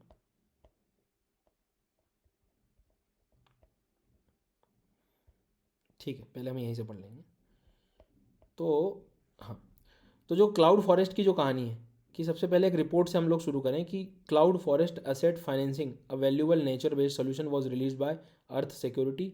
अब यहाँ पर एक तो क्या है कि यूपीएससी ने लास्ट ईयर जब क्वेश्चन पूछे थे तो वो ऐसे पूछ लिए थे सर कि बड़े बड़े स्टेटमेंट्स में, तो कोई बड़ी बात नहीं कि इतना भी टाइप कर दे भैया वो। क्लाउड फॉरेस्ट एसेट्स फाइनेंसिंग अ वैल्यूएबल नेचर बेस्ड सोल्यूशन, ये रिपोर्ट किसके द्वारा की गई? यूनाइटेड नेशन एनवायरनमेंट प्रोग्राम नहीं, पहचान का ही देगा वो नाम, बट ध्यान रखना इस बार नहीं है। अर्थ सिक्योरिटी, ये मैनेजमेंट एडवाइजरी फर्म है एक्चुअल में। तो इसके द्वारा एक रिपोर्ट आई है। अब ये क्या है? तो सिंपल सी चीज़ है कि जो क्लाउड फॉरेस्ट जो होते हैं वो ट्रॉपिकल फॉरेस्ट होते हैं जो कि माउंटेन एरिया में अपने को यहाँ पर देखने को मिलते हैं। ठीक है। अब हमें मालूम है कि वो क्या करते हैं, they serve as clean water storage for communities. ठीक है, they serve as clean water storage for communities, industries, hydro power plants. 90% of cloud forest are found in 25 developing countries. ठीक है, दीज कंट्रीज आर, मतलब आपको इसका use बता रहा है वो, क्योंकि ये बारिश होगी तो पानी जो होगा फॉरेस्ट के साथ साथ ओवरऑल आप देखोगे तो अब नॉर्मल सी चीज़ है, वो पेड़ लगे हैं मान लीजिए वहाँ पर, तो क्या होगा, ग्राउंड वाटर की अवेलेबिलिटी अपने को देखने को मिलेगी, फिर वो कम्युनिटी के लिए यूज़ हो जाएगा। भाई कोई पेड़ लगा होता है तो वाटर बड़ा रेगुलेटेड पैटर्न पे जाता है, अंदर जल स्रोत बढ़ता है उसमें। तो कहने का मतलब इसमें ये चीज़ है कि आपको कैसे भी कोशिश करें आप कि ये जो फॉरेस्ट हैं इस तरह के, ठीक है, जो क्लाउड फॉरेस्ट कहलाए जाते हैं, स्पेशली जो बादलों को वहीं रोक के और बारिश करा लेते हैं, उनका होना बहुत ज़रूरी है क्योंकि बहुत सारे लोग उस पर डिपेंडेंट हैं। तो ये रिपोर्ट सजेस्ट करती है कि cloud forest bonds as a form of financing for the nature based solution to protect the cloud forest, इससे संबंधित हमें एक एक फाइनेंशियल मैकेनिज्म बनाना चाहिए। ठीक है, तो एक अपने लिए प्रीलिम्स में एग्जाम पॉइंट ऑफ व्यू से क्या काम की चीज़ें यहाँ पर कि अपने को एक पता हो कि क्लाउड फॉरेस्ट क्या होते हैं। पहली बार में हो सकता है कि हमें चीज़ें समझ ही ना आए, पहली बार में हमें चीज़ें समझ ही ना आए कि एक्चुअल में ये क्लाउड फॉरेस्ट क्या है। पर अभी मैंने आपको डायग्राम बताते शुरुआत में बता दिया था कि यार क्लाउड फॉरेस्ट कभी दिमाग में आया तो डरने की ज़रूरत नहीं है, याद रखना फॉरेस्ट एरिया और ये सारी कहानी उस फॉरेस्ट रीजन से रिलेटेड बात कर रहा है, ट्रॉपिकल है ये, कोई टेम्परेट वेम्परेट की बात नहीं करी है यहाँ पे, ठीक है। और इसका कंजर्वेशन ज़रूरी क्योंकि आफ्टर ऑल बहुत ही ज़्यादा जो है अपने आप में महत्वपूर्ण इनका रोल है। इसके साथ ये देखो कि आपको बताया कि कहाँ से क्या होता है, ये फॉरेस्ट क्या है, ऐसे भी आप देख सकते हो। इसको जूम कर देता हूँ मैं आप लोगों के लिए कि फाउंडली मोस्टली बिटवीन इतने इतने above sea level, cooler and wetter than the forest, shorter trees cover in mosses and blanket in dense ground level cloud. मतलब सीधी सी कहानी है कि कंपेरेटिवली बहुत ही ज़्यादा हाई बायोडाइवर्सिटी वाला क्षेत्र, ठीक है, पर्वतों के आसपास जैसे वेस्टर्न घाट वगैरह के जो रीजन्स हैं वो। तो ये फाइनेंसिंग वाली बात है जिससे हम नेचर बेस्ड सॉल्यूशंस पे काम कर पाएँ या इनका ध्यान रख पाएँ। एक पर ध्यान रहे, फिर से मैं बता रहा हूँ कि किसके द्वारा ये रिलीज़ हुई है, global nature based asset management जो एडवाइजरी फर्म है उसके द्वारा, अर्थ सिक्योरिटी, ठीक। अब उसके बाद में एक चीज़ और भी याद रखना कि एक क्लाउड फॉरेस्ट एसेट मतलब एक C25 इनिशिएटिव भी है इसी से रिलेटेड, एग्जाम में ये भी आ सकता है सर कि व्हाट इज़ C25। तो C25 का मतलब CF25 का मतलब क्लाउड फॉरेस्ट 25। तो ये याद रखिएगा, भूलना नहीं। ये भी एक तरह से इन्वेस्टमेंट इनिशिएटिव है that brings countries creditors and ventilated organisation together. और सीधी सी कहानी, हम लोग जितने भी फॉरेस्ट का कंजर्वेशन करने के लिए एक तरीका है, अपनाया गया तरीका है जो कि ध्यान रखना है। तो CF या 25 है क्या, तो क्लाउड फॉरेस्ट से रिलेटेड है, ठीक है।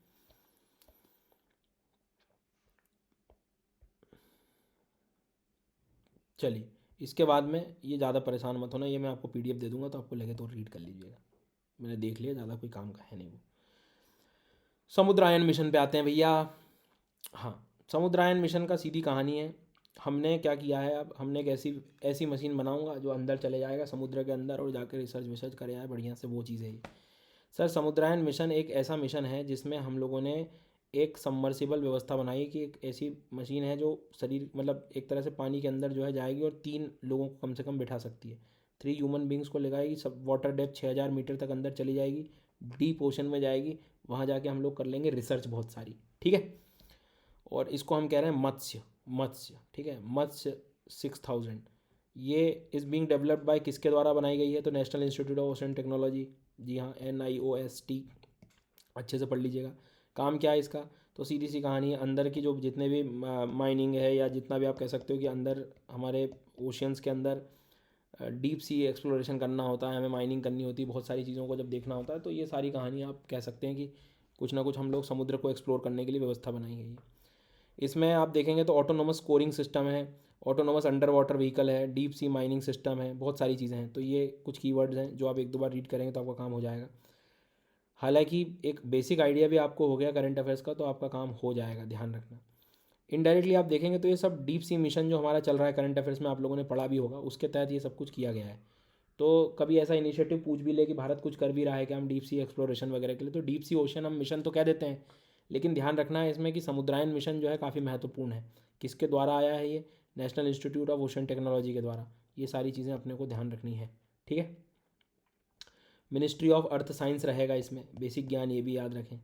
और जो ब्लू इकोनॉमी है उसको बूस्टअप मिल रहा है, उसका यूज़ हम बेहतर रूप से कर पाएँ, उसको देख पाएँ कैसे क्या करना है, ये सारी चीज़ें। और भी और देख लोगे कि क्या है एक्चुअल मिशन में, यदि मान लो मेंस से रिलेटेड ही लिखना पड़ गया तो energy and mineral security, energy से रिलेटेड बात कर रहे हैं, हम ऊर्जा संसाधन वगैरह का जो है खनिजों को, उस पर काम कर पाएंगे। ओवरऑल आर्थिक ग्रोथ देखने को मिलेगी, इकोनॉमिक ग्रोथ देखने को मिलेगी। क्लाइमेट क्राइसिस वगैरह जो है, क्योंकि कई बार हम देख रहे हैं कि जैसे डीप सीज जो हैं उनमें भी आपको बहुत सारी ऐसी स्पीशीज़ रहती हैं, उन पर क्या इम्पैक्ट आ रहा है, क्या इम्पैक्ट, ये सारी चीज़ों पे हम लोग स्टडी कर सकते हैं। कोरल रीफ्स वगैरह को देख सकते हैं, ड्रग डिस्कवरी हो सकती है सर, बहुत सारे ऐसे एस्पेक्ट्स हैं। नेक्स्ट वन, कोले आ जाओ भैया, कोले। कोले जी क्या कह रहे हैं, कोले से कई बार समझ में नहीं आता कि कोले वेटलैंड क्या है, तो ध्यान रखना त्रिशूर पोन्नानी कोले वेटलैंड, ये बात हो रही है अपने वेम्बनाथ से रिलेटेड, ठीक है, वेम्बनाथ से रिलेटेड है, ध्यान रखना। रामसार साइट है, चलाकुडी रिवर याद रखेंगे, भरतपुजा रिवर याद रखेंगे, स्टेट केरला ध्यान रखना, ठीक है। कोले वेटलैंड, त्रिशूर पोनानी कोले वेटलैंड, वेम्बनाथ का क्षेत्र, Ramsar site, Chalakudy river, Bharathapuzha river. आगे बढ़ो। टर्माइट्स और ग्लोबल वार्मिंग। ऐसा माना जाता है कि टर्माइट्स जो होते हैं, टर्माइट्स मतलब जो वुड ईटिंग, जी हाँ, लकड़ी जो खा लेते हैं, इनको चाहिए भैया, इनका एक चीज़ देखी गई है, याद रखना, कि जैसे जैसे पृथ्वी गर्म होती जाएगी टर्माइट्स जो है और बढ़ते जाएंगे। ये बढ़ेंगे तो ग्लोबल टेम्परेचर और बढ़ेगा। क्यों सर? क्योंकि टर्माइट्स जब ये खा रही होती है तो उस दौरान वुड और डेड प्लांट पे डिपेंड रहती हैं, तो उस दौरान ये मीथेन जैसी गैसेस रिलीज़ होती हैं। ठीक है, ध्यान रखना। तो इस तरह की ग्रीन हाउस गैस एमिशन हो रहा है, तो ये जितने ग्लोबल वार्मिंग बढ़ेगी ये और बढ़ेंगे, इनकी ग्रोथ होगी, ये ग्रोथ इनकी होगी, तो आप कह सकते हो कि ओवरऑल टेम्परेचर और बढ़ेगा। तो they are found in colder areas but they play a limited role in decaying of wood in comparison to fungi and bacteria. लेकिन जो वुड ईटिंग टर्माइज हैं वो कई बार वार्म टेम्परेचर ड्राई कंडीशन में भी कह सकते हैं कि सर्वाइव कर जाते हैं। लेकिन जितना ज़्यादा यदि टेम्परेचर बढ़ेगा उतना ये ग्रोथ इनकी यदि हो गई तो सीधी सी कहानी है, ये उतना ही खाएंगे, उतना ही डिकम्पोजिशन रेट बढ़ेगा। ये स्टडी है मतलब। तो देयर फॉर ट्रॉपिकलाइजेशन मतलब गर्मी यदि बढ़ती है तो टर्माइट वुड डिके जो है वो भी बढ़ेगा। उसके कारण जो है आप कह सकते हो कि ऐसा माना जाता है कि ओवरऑल नॉर्मली यदि हम लोग देखें तो कई बार हम ये कह सकते हैं कि मतलब ये चीज़ ध्यान रखना कि जितना ज़्यादा ये डिकम्पोजिशन रेट बढ़ेगा उतना ही एमिशन होगा, और जब एमिशन होगा डाइजेशन के दौरान होता है ऐसा, तो यदि ऐसा सब हुआ तो शायद टेम्परेचर और बढ़ेगा।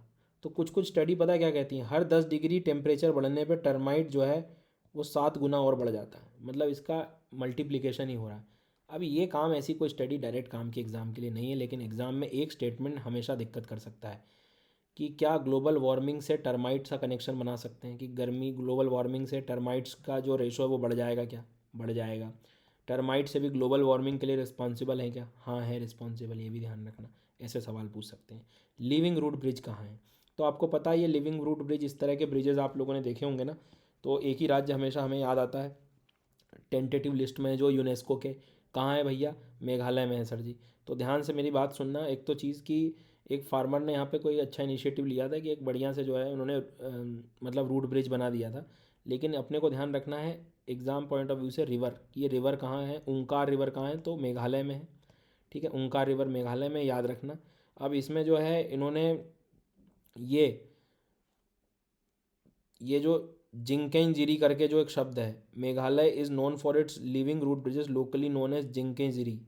तो ये लिविंग रूट से इनका संबंध, ये शब्दों को भी अच्छे से पढ़ लीजिएगा। इसके साथ में खासी और जयंतिया जो ट्राइब्स हैं वहाँ पर, ये काफ़ी ज़्यादा फेमस है यहाँ के ट्राइब्स। ऑलरेडी ये ब्रिज काफ़ी पुराना, हमें मालूम है कि 200 साल पुराना है यहाँ पर। ये उमसियांग करके, तो देखो उमसियांग नाम काम का है, उमसियांग नाम। खासी जयंतिया ट्राइब अपने को पता होनी चाहिए, जिंकेंजिरी करके नाम पता होना चाहिए, ओमकार रिवर, ये सब मेघालय से संबंधित है। ठीक है, नेक्स्ट वन, कीज़ाहंतुर कॉफ़ी क्या होता है? अब ये पहली बार सुनोगे तो घबराहट होगी कि पता नहीं सर क्या आ गया ये। ध्यान रहे, कीज़ाहंतुर नाम जो है अरेबिका वैरायटी है कॉफ़ी की, और दूसरी चीज़ केरला में पाई जा रही है। ध्यान देना, केरला में काफ़ी फेमस है, काफ़ी स्पेशलिटी है इसके टेस्ट को लेकर। अरोमा इसका जो ऑरा है एक तरह से आप देखोगे, खुशबू खुशबू अच्छी है। ठीक है, उसके बाद में organic farming is the speciality of the coffee. तो ऑर्गेनिक फार्म मतलब इसको बहुत ऑर्गेनिक तरीके से लगाया जा रहा है, और ये सारी कहानी। नेक्स्ट वन, अंचुनद वैली भी याद रखना, ये क्षेत्र में अंचुनद वैली, किजंतुर कॉफ़ी, केरला, अरेबिका वैरायटी। ठीक, इटैलिन कहाँ है? इटैलिन दिबांग वैली में, ये अपने को दिखाई दे रहा है भैया, ध्यान से देख लो। दिबांग रीजन में अरुणाचल प्रदेश का इटैलिन हाइड्रो प्रोजेक्ट है, बहुत बड़ा प्रोजेक्ट बन रहा है सर ये, अच्छे से पढ़ लीजिएगा। क्यों बता रहे हैं सर आप हमको इसमें? सीधी सी कहानी, मुझे तैयार करना है आपको। जो दिबांग वैली का जो क्षेत्र है, रिवर दिबांग, जो किसकी ट्रिब्यूटरी है? ब्रह्मपुत्र की। इससे रिलेटेड कुछ नदियाँ न्यूज़ में बनी रहती हैं। दिबांग खुद अपनी छोटी छोटी 3-4 नदियों से मिलकर बनी है। द्री मथुन तलोन, ये अच्छे से याद कर लो। अही अवा इमरा, ये नाम याद रखना, अरुणाचल प्रदेश से संबंधित हैं। दिबांग नदी से संबंधित है, और दिबांग ब्रह्मपुत्र से है। मतलब ये जो है दिबांग में है और दिबांग ब्रह्मपुत्र में।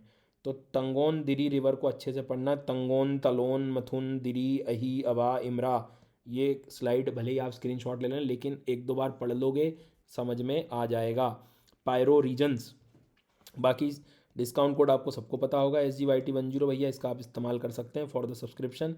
नीचे यहाँ पर दिया हुआ है, 16 तारीख से नए बैच भी प्रारंभ हो रहे हैं। पायरो रीजन्स के बारे में यदि हम लोग बात करें तो पायरो का मतलब क्या होता है? पायरो का मतलब होता है हीट, हीट अप, गर्म, है ना। तो एक्चुअल में क्या हुआ, एक नई चीज़ आई है कि यूरोप को टोटल 4 अलग अलग क्षेत्रों में डिवाइड कर दिया गया है, ताकि वो अंडरस्टैंड कर पाएँ कि कहाँ पर कितना चेंजेस आ रहा है क्लाइमेट चेंज से। तो पायरो रीजन्स यूरोप से संबंधित हैं, ये हेल्प करते हैं future changes of fire patterns as the planet warms. और पृथ्वी गर्म होगी तो कौन से क्षेत्रों में क्या क्या और इम्पैक्ट आ सकते हैं, कौन ज़्यादा आग लग सकती है, कहाँ पर कहाँ कम लग सकती है। तो ऐसे पायरो रीजन्स बनाए जाते हैं कई बार किसी देश में। तो पायरो रीजन्स का मतलब हम लोग डिफरेंस बता सकते हैं, इम्पैक्ट बता सकते हैं अलग अलग, कि कहाँ पर ज़्यादा कहाँ पर कम, किस चीज़ का ग्लोबल राइजिंग टेम्परेचर्स पे कितना असर हो रहा है, या ग्लोबल राइजिंग टेम्परेचर कारण किसी जगह पर कितना असर हो रहा है। तो पायरो रीजन्स मतलब एक क्षेत्र को बांट देना अकॉर्डिंग टू द टेम्परेचर, ठीक है, बेसिक याद रखना।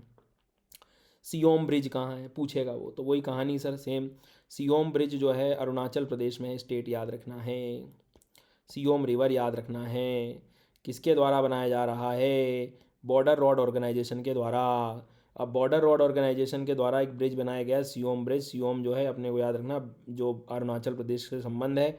दूसरी इंपॉर्टेंट बात, ये ब्रिज बनने से हमें मालूम है कि बड़ा स्ट्रैटेजिक इसका अपने आप में इंपॉर्टेंस है।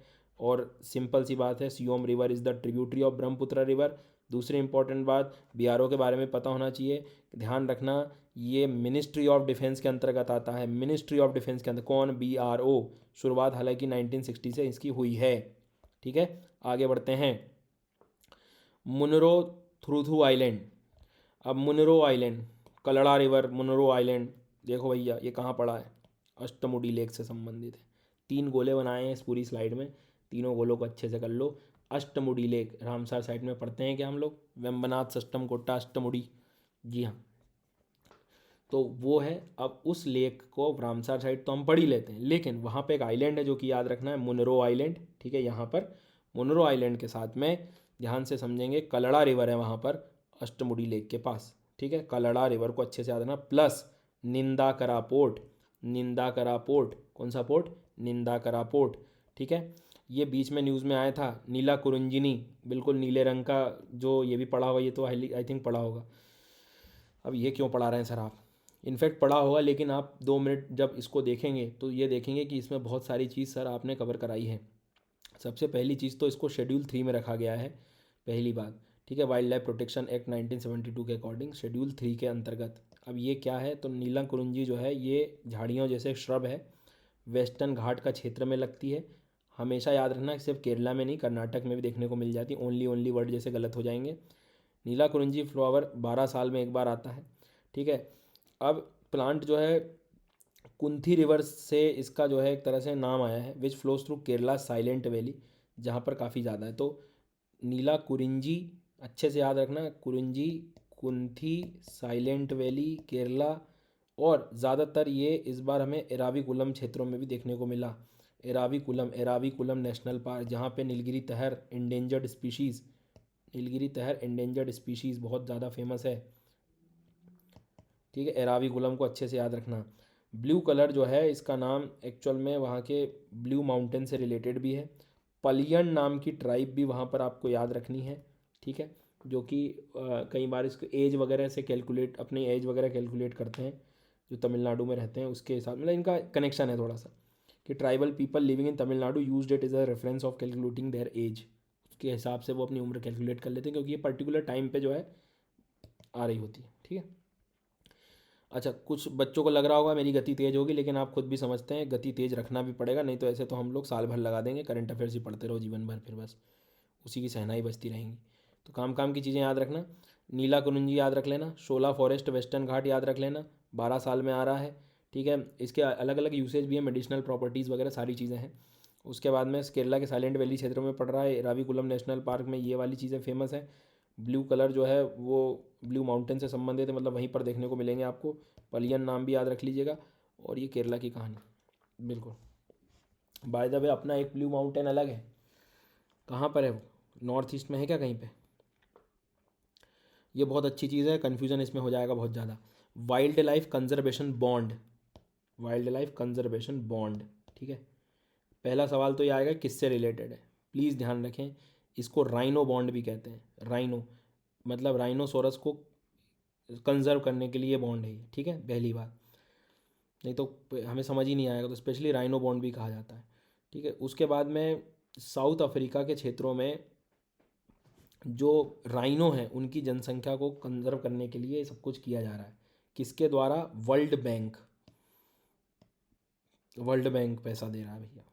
साथ में कौन दे रहा है? Together with global environment facility. अब ग्लोबल इन्वायरमेंट फैसिलिटी क्या है? तो ये वैश्विक पर्यावरण सुविधा है, जो ऑलरेडी हमें हमें मालूम है कि काफ़ी पुरानी संस्था है ये। ग्लोबल इन्वायरमेंट फैसिलिटी जो पैसा दे रही होती है रिलेटेड विद जितना भी आपको पर्यावरण से रिलेटेड आपको कोई कंजर्वेशन एफर्ट लगाने उससे रिलेटेड पैसा वगैरह ट्रांसफ़र वगैरह करती है। तो world bank, global environment facility, rhino bond मतलब वाइल्ड लाइफ कंजर्वेशन बॉन्ड। एक बार लास्ट टाइम फिर बता रहा हूँ, ध्यान से सुन लेना क्या कह रहा हूँ मैं, सुनो इसको। मैं ये कह रहा हूँ कि कल को वाइल्ड लाइफ कंजर्वेशन बॉन्ड आ जाए, इसका मतलब राइनो बॉन्ड है, इसका कंजर्वेशन करना है। South Africa reason, world bank, global environment facility से संबंधित है। बेसिक बातें याद रखनी पड़ेंगी भैया। और बाकी ये ग्लोबल इन्वायरमेंट फैसिलिटी का भी सवाल आ सकता है। तो ये कब आया था? तो ये भाई साहब रियो अर्थ समिट जो हुआ था 1992, जब ये यूनेप ट्रिपल सी की शुरुआत, क्लाइमेट चेंज कॉन्फ्रेंस की जब से शुरुआत हुई ना, तभी बना दिया गया था कि कोई तो पैसा दे भैया हमें। तो तब की बात है ये। एग्ज़ाम में भी आ सकता है, इनफेक्ट आया भी है पहले। नेक्स्ट वन, ये मत परेशान होना, इसमें एक चीज़ बस याद रखना कि अर्बन फॉरेस्ट्री और urban grinning in dry land report. मतलब क्या कि जो शहरी क्षेत्रों में जो फॉरेस्ट्री लगाना, वन का बढ़ावा देना, अर्बन ग्रीनिंग मतलब ओवरऑल पूरा हरित क्षेत्र करना। कहाँ पर? स्पेशली ड्राई लैंड्स में, शुष्कता वाले क्षेत्रों में। तो शुष्कता वाले क्षेत्रों में जो शहरीकरण है उसमें हमें पेड़ पौधों पे काम करना है। उससे संबंधित एक रिपोर्ट आई है, किसके द्वारा रिलीज़ हुई है? ध्यान रखना, ये फूड एंड एग्रीकल्चर ऑर्गेनाइजेशन। बहुत ज़्यादा ज़रूरी, बहुत ही ज़्यादा ज़रूरी, ठीक है। ये वीडियो आपको हर महीने चाहिए तो ज़रूर बताना कमेंट में। एटलीस्ट मैं ये लास्ट में इसलिए कह रहा हूँ कि मुझे ये भी पता लग जाएगा कि कौन कौन आखिरी तक ये वीडियो देख रहा है। अब हाइलाइट्स क्या कहती है? 35% of the world largest city including New Delhi are built on the world's dry lands. काफ़ी ज़्यादा, ऑफ कोर्स ज़्यादा अच्छी स्थिति नहीं है दिल्ली की, ड्राई लैंड्स की स्थिति में है सर, काफ़ी ज़्यादा। तो ड्राई लैंड्स में वहाँ पर जो है काफ़ी ज़्यादा रिस्क है कि इन्वायरमेंटल इकोनॉमिक क्राइसिस वहाँ आने की काफ़ी ज़्यादा संभावना है। तो यही सब चीज़ों को लेकर आप कह सकते हो कि इस तरह की एक रिपोर्ट आई थी जो कि सब इन्फॉर्मेशन देने का प्रयास कर रही थी। अब इससे रिलेटेड यही है कि रिकमेंडेशन किया है कि एटलीस्ट आप जो है इसमें प्रॉपर इसका मेंटेन करें, ग्रीन स्पेस वगैरह कम्युनिटी लेवल पर ये बातें करें। तो ये सब ज्ञान वाली बातें हैं, आपको थोड़ा ध्यान रखना है कि फूड एंड एग्रीकल्चर ऑर्गेनाइजेशन के द्वारा ये रिपोर्ट ली गई थी। अब दूसरी बात है कि wild life protection amendment bill आया है 2022 का। तो भाई 1972 का अपने को एक्ट तो पता है, वाइल्ड लाइफ प्रोटेक्शन एक्ट। उसमें कुछ बदलाव किए गए हैं। तो ये जो बदलाव किए गए हैं, ध्यान रखना कुछ मेजर बदलाव आए हैं इस बार, और एग्ज़ाम में यहाँ से आने की संभावना है सवालों की। तो मैं चाहता हूँ कि मैं पढ़ा तो रहा हूँ, लेकिन कभी टाइम मिले तो ये एक्ट को एक बार फिर से पढ़ लीजिएगा आप। जैसे कुछ बताता हूँ मैं आपको। इन्होंने प्रॉपर इस बार एक अलग शेड्यूल दे दिए हैं फॉर द साइट्स। साइट्स क्या है? तो आपको पता है इंटरनेशनल जो ट्रेड होता है, ठीक है, मतलब एक तरह से कन्वेंशन है इंटरनेशनल ट्रेड पे इंडेंजर्ड स्पीशीज़ के लिए, ये कि कोई ट्रेड ना कर पाए उससे रिलेटेड कन्वेंशन है। तो उसमें ना लिस्ट दी गई है कि ये जीवों का, ये एनिमल्स का आप ट्रेड नहीं कर सकते। तो उन एनिमल्स के लिए हमारे एक्ट में साइट्स को रख दिया है कि मतलब साइट्स में जो एनिमल्स मेंशन किए गए हैं, हमने उसको प्रॉपर इस बार एक्ट में रख दिया है कि हाँ, इसकी यदि ट्रेड होता है तो इसकी सज़ा बहुत ज़्यादा आपको देखने को मिलेगी, क्योंकि एक्ट में एक बार आ गया तो लीगली प्रोटेक्टेड हो गया। तो याद रखना इस बार बिल में जो था, मतलब ये एक्ट बन गया एक तरह से, अमेंडमेंट हो गए हैं, तो साइट्स को एक अलग प्रॉपर जगह दी गई है, ठीक है। उसके बाद में जो सेंट्रल गवर्नमेंट है वो एक मैनेजमेंट अथॉरिटी बनाएगी इन सब चीज़ों के लिए, ताकि ट्रेड वगैरह ऑब्जर्व कर पाए इन सब चीज़ों को, ठीक है, और उस चीज़ पे थोड़ा सा प्रोहिबिशन कर पाए और ये सब। अब याद होगा पहले 6 शेड्यूल हुआ करते थे, 6 शेड्यूल हुआ करते थे, अब टोटल 4 हो गए हैं, ध्यान रखना, ये बदलाव है सबसे बड़ा। तो शेड्यूल 1 में एनिमल्स ऐसे रखे गए हैं जो हाईएस्ट लेवल ऑफ प्रोटेक्शन रहेगा, जिनमें सज़ा बहुत मिलेगी सर, बड़े स्तर पे सज़ा का भी मतलब अमाउंट भी काफ़ी बड़ा लग गया, लाखों तक इन्होंने पैसा उसमें लगेगा पेनाल्टी के रूप में। शेड्यूल 2 में animal species that will subject to lesser degree of protection, ठीक है, मतलब थोड़ा सा आपको इतने ज़्यादा प्रोटेक्शन की आवश्यकता जिनको नहीं है। शेड्यूल 3 में प्लांट स्पीशीज़ को रखा है, ध्यान रखना, पहले बहुत अलग था ये। और शेड्यूल 4 में हमने साइट्स की रखी है बात। तो ये अच्छे से याद रखना, सबसे बड़ा चेंज है सर ये। मतलब 6 से 4 कर दिए गए हैं शेड्यूल्स को। शेड्यूल का मतलब एक तरह से सेक्शन, कि जैसे टाइगर का कंजर्वेशन करना है तो उसको हमने लिस्ट 1 में रख दिया। अब इस लिस्ट का मतलब समझ लेना कि कोई और भी स्पीशीज़ आएगी तो उसको सेम हाई उसी टाइगर के लेवल का ही प्रोटेक्शन मिलेगा, उतनी पेनल्टी उसको देनी पड़ेगी, उतनी जो है जेल होगी और ये सारी चीज़ें। तो पहले क्या होता था कि प्रोटेक्टेड प्लांट्स रहते थे, स्पेशली प्रोटेक्टेड एनिमल्स थे 4 उसके, और एक वर्मिन स्पीशीज़ के लिए भी था। अब वर्मिन स्पीशीज़ का मतलब ये है कि जो बीमारियां फैला रहे हैं, है ना, उनको आप क्या ही मतलब ज़्यादा कंजर्व करोगे बोले। तो अभी फ़िलहाल एक शेड्यूल वर्मिन स्पीशीज़ का हटा दिया गया है, उसका अब आगे जो भी आएगा इन्फॉर्मेशन पता लगेगी अपने को। तो कई बार कीटनाशक होते हैं, जैसे वो कीट बन जाते हैं, खेतों में बीमारियां फैल गई, तो उनको क्या ही कंजर्व करोगे। तो उनका एक अलग से जो इनकी लिस्ट है वो हटा दी है, ठीक है। उसके बाद में फिर चीफ वाइल्ड लाइफ वार्डन का यहाँ पर रोल आ गया है कि भैया वो जितनी भी स्टेट की सेंचुरीज़ हैं वो यहाँ पर उसका ध्यान रखना होगा। उसके बाद में जैसे मान लीजिए कि फॉर एग्जांपल कोई शेड्यूल्ड एनिमल है, कोई लिस्ट में यदि कोई एनिमल है और उसको आप मान लीजिए रख रहे हैं अपने पास, तो उसका एक रजिस्ट्रेशन सर्टिफिकेट लेना पड़ेगा आपको। कोई एनिमल आपको यदि मान लो सरकार को लौटा रहे हैं आप या किसी को दे रहे हैं, तो ऐसा नहीं कि आपको उससे मतलब जो है आपको पैसा मिल रहा है, ऐसा कुछ कुछ भी नहीं। मतलब any person to voluntary surrender any captive animal without any compensation, ये नहीं कि आपको कोई उसके बदले में पैसा देगी सरकार, ठीक है, ये थोड़ा सा ध्यान रखना। मतलब तो ये सरेंडर करना पड़ेगा आपको यदि वो शेड्यूल्ड एनिमल है तो। उसके बाद में यदि आप रख रहे हैं तो वो एक रजिस्ट्रेशन सर्टिफिकेट लगेगा अथॉरिटी से, वही मैनेजमेंट अथॉरिटी। ऐसे कुछ बदलाव किए हैं सर, थोड़ा सा ध्यान रखना, ठीक है। उसके बाद में जो the bill allows for the commercial trade in live elephants, the bill therefore allows for commercial trade in elephants, मतलब एक तरह से आप कह सकते हो कि एलिफेंट से संबंधित थोड़ा सा इन्होंने रियायत दी हुई है, क्योंकि कई बार इसके बहुत सारे एस्पेक्ट हैं, रिलीजियस एस्पेक्ट है, तो उस दौरान जो है यदि रिस्ट्रिक्शन नहीं है मतलब, तो थोड़ा सा उन्होंने वहाँ पे अलाउ किया गया है। उसके बाद में एक दो चीज़ें और भी थी उसमें कि आप जो नेशनल पार्क वगैरह जो है उसमें एक था कि आपको जो ट्राइबल वगैरह लोग रह रहे हैं उनका भी कंसर्न वहाँ से लेना होगा हमेशा की तरह। बट इनसे ज़्यादा ये वाला जो सेक्शन है इधर का, इस पर आपको थोड़ा ज़्यादा काम करना पड़ेगा। इट मीन्स दैट कि क्या क्या बदलाव हुए हैं इसमें, ये जो एक्ट शेड्यूल जो आए हैं ये काफ़ी ज़्यादा बदलते हुए हमें दिखाई दे रहे हैं यहाँ पर, ठीक है।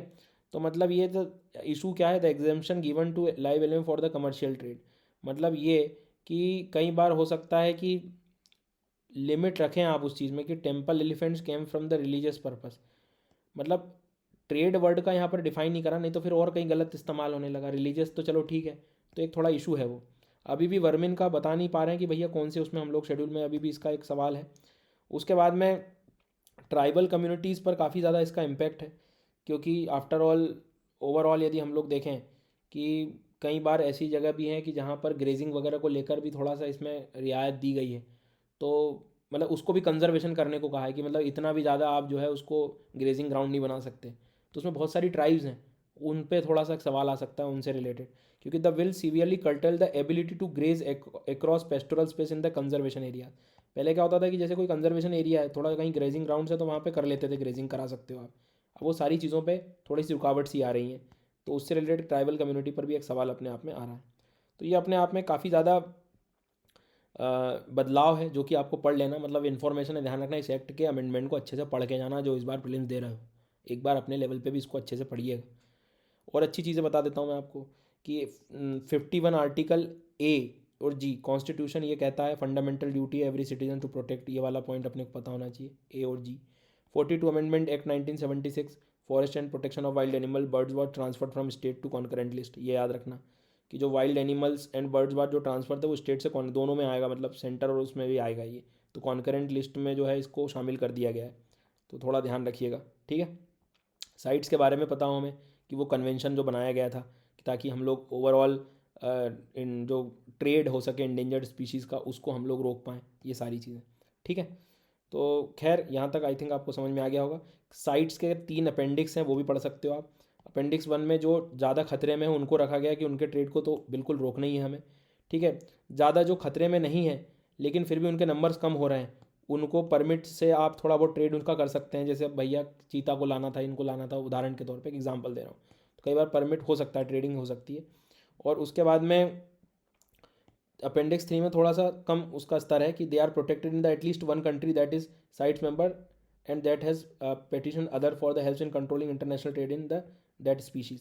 मतलब सीधी सी कहानी है कि वो इनडायरेक्टली ये बताना चाह रहा है कि तीसरे स्तर पे जो सामने वाला देश है वो भले ही मान लीजिए उदाहरण के तौर पे साइट्स के अंतर्गत आता है, जैसे हमने कैसे साइट्स के अंतर्गत रखा है, तो they are protected in at least one country that is CITES and अब जैसे मान लीजिए कोई स्पीशीज़ हमारे यहाँ प्रोटेक्टेड रखी हुई है, अब हमें दूसरे उसमें भेजना है या दूसरे ऐसी जगह जा रहा है जहाँ पर साइट्स का कोई ज़्यादा रोल नहीं है या वो प्रोटेक्शन नहीं दिया जा रहा है वहाँ पे, तो भी वहाँ पर उस स्पीशीज़ को रखा गया है कि एटलीस्ट हम उसको कंजर्व कर पाएँ। तो देखो उसमें सिर्फ साफ लिखा हुआ है कि they are protected in at least one country that is CITES, जैसे इंडिया हो गया, and that has petition others for help in controlling international trade in that species. तो सीधी सी कहानी, स्पेशली ज़रूरी नहीं कई बार कि किन्हीं दो देशों के बीच में यदि ट्रेड हो रहा है और उसके बीच में साइट्स, अब मान लीजिए यहाँ है और पड़ोस वाले देश में भी साइट्स के अकॉर्डिंग कंजर्व किया जा रहा है, पर ज़रूरी नहीं कि जहाँ वो ट्रेड हो रहा हो वहाँ साइट्स के अंतर्गत आती हो वो जगह।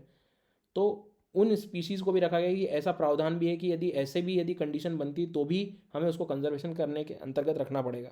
सो ये चीज़ याद रखना है, भूलना नहीं है। इसके साथ साथ जो स्टार्टिंग में शेड्यूल बताए हैं, जो बदलाव हुए हैं 4, वो ज़रूर पढ़ लीजिएगा, है ना। इसके बाद में जो अपने को याद रखना है, एक पाइनएप्पल एक्सप्रेस करके भी काफ़ी ज़्यादा न्यूज़ में था, इसका रिलेटेड आपको वीडियो डायरेक्ट मिल ही जाएगा, तो आप डायरेक्ट मेरी वेबसाइट्स में जाकर यूट्यूब पर देख लीजिएगा, ठीक है। और इसके बाद में ये आपको पता होगा 16 मार्च से नया बैच प्रारंभ हो रहा है, SGYT10, इसका इस्तेमाल करें इस कोड का। मेरा वीडियो पसंद आया तो लाइक ज़रूर करना, कमेंट ज़रूर करिएगा, ठीक है। SGYT10, इसमें मोस्ट ऑफ द मैंने इन्फॉर्मेशन कवर कर ली है, लेकिन मैं फिर बता रहा हूँ आपको कुछ चीज़ें मैं आपको जो है अलग से देने वाला हूँ, जैसे कॉप कॉन्फ्रेंस ऑफ पार्टीज़ वगैरह जो है उसका वीडियो अलग से आएगा, बायोडाइवर्सिटी का अलग से आएगा, कुछ मिलेट्स के ऊपर भी आ सकता है, तो इस तरह की चीज़ें अलग से आएंगी। इस चैनल को सब्सक्राइब ज़रूर कर लेना, और डिस्काउंट कोड आपको पता है SGYT10 को याद रखना।